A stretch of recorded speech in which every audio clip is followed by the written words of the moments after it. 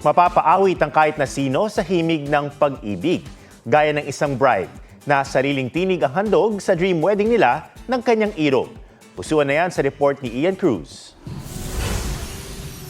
Narinig ang pambihirang himig mula sa boses na punong-puno ng pag-ibig.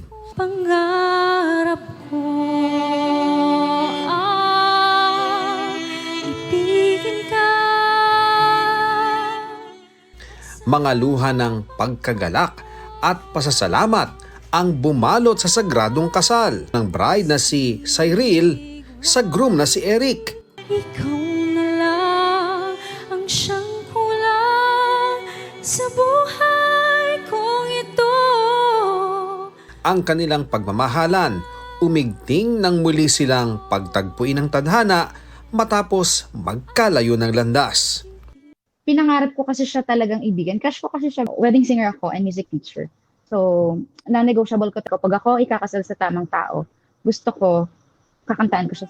Sa kanilang pag-iisang dibdib, ang boses ng kanyang sinta, ang sandaling anyay na nanatili sa kanyang gunita. Nagpipigil ako ng luha. Kasi sabi namin, walang iiyak.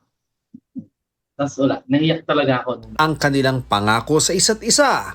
At sa habang panahon, ikaw ay makasama. Yun talaga yung vinaw namin kay Lord. Pangarap ko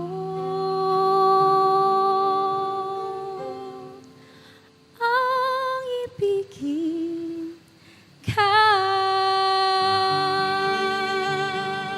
Ian Cruz nagbabalita para sa GMA Integrated News.